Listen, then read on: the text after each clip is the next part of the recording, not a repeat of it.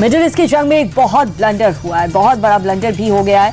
Kuwait के air defence system ने गलती से अमेरिका के 3 जेट्स को मार गिरा दिया। हालांकि समय रहते सभी क्रू मेंबर्स को सुरक्षित निकाल लिया गया। बता दें कि ईरान लगातार अमेरिकी अड्डे वाले देशों को टारगेट कर रहा था और इसी कड़ी में कुवैत ने एयर डिफेंस सिस्टम को भी एक्टिव कर रखा है। मिडिल ईस्ट में हालात बेकाबू हो गए हैं। अमेरिकी ठिकानों पर ईरानी सेना की भीषण बमबारी जारी है। कुवैत में ईरान ने अमेरिकी दूतावास पर हमला किया। अटैक में 2 लोगों के घायल होने की खबर है।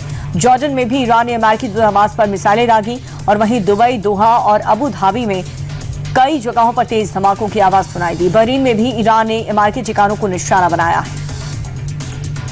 ईरान ने दुनिया की सबसे बड़ी ऑयल रिफाइनरी पर अटैक किया है। सऊदी अरब की अरामको ऑयल रिफाइनरी पर ईरान ने शाहिद ड्रोन से हमला किया है। ड्रोन हमले में रिफाइनरी को भारी नुकसान पहुंचने की खबर। ईरान ने रास तनूरा ऑयल रिफाइनरी पर भी ड्रोन से हमले की कोशिश की, जिसे सऊदी सेना ने नष्ट कर दिया है। ईरान ने रियाद में भी 5 स्टार होटल पर मिसाइल दागी है। ईरान में इजरायली अमेरिका सेना के लगातार हमले जारी हैं। ईरान के संदन शहर के तस्वीर हम आपको दिखा रहे हैं, जहां पर मिसाइलें दागी जा रही हैं। अमेरिका ने मिसाइल से हमला किया और इस हमले में कम से कम 2 लोगों की मौत हो गई है, जबकि कई लोग घायल हुए। अमेरिका और इजरायल सेनाओं ने घनी आबादी वाले इलाके समेत शहर के कई हिस्सों में 6 मिसाइलें गिराई। हमले के बाद आसमान में आग और धुएं का विशाल बादल दिखा। इजरायल पर ईरान के लगातार हमले जारी हैं। ईरान ने जंग में खैबर बैलिस्टिक मिसाइल का इस्तेमाल किया। इजरायल की राजधानी तेल अवीव में ईरान के खैबर बैलिस्टिक मिसाइल से भीषण हमला किया है। तेल अवीव के साथ साथ ईरान ने यरूशलेम में भी अटैक किया, बैलिस्टिक मिसाइल दागी।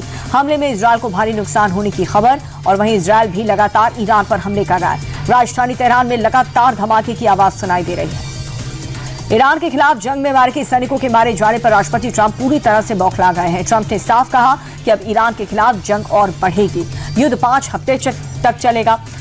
इससे पहले ट्रंप ने कहा था कि जंग करीब 4 हफ्ते चलेगी, लेकिन अब उन्होंने ये कहा कि ये लड़ाई 4 नहीं 5 हफ्ते तक भी चल सकती है। जब तक जंग में मारे गए अमेरिकी सैनिकों की मौत का बदला नहीं लेंगे, तब तक ईरान के खिलाफ जंग जारी रहेगी। खामेनेई की मौत के बाद से ईरान के नए लीडर को लेकर के ट्रंप ने बड़ा बयान दिया है। ट्रंप ने खामेनेई के संभावित उत्तराधिकारी की भी हमले में मौत बात कही। अमेरिकी राष्ट्रपति ट्रंप ने कहा कि दूसरे और तीसरे दावेदार को पहले ही रास्ते से हटा चुके हैं। ट्रंप ने खामेनेई को लेकर के एक और बड़ा दावा किया। ट्रंप का दावा यह कि खामेनेई ने उन्हें 2 बार मारने की कोशिश की, लेकिन वो सफल नहीं हुए। ट्रंप ने कहा कि खामेनेई मुझे मारते उससे पहले मैंने ही उन्हें मार दिया।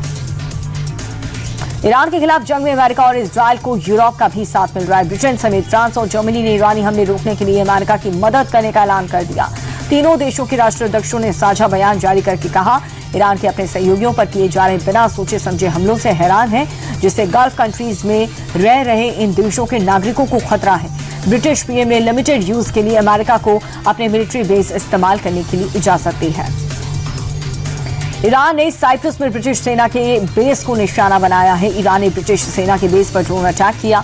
हमले में बेस को भारी नुकसान हुआ है।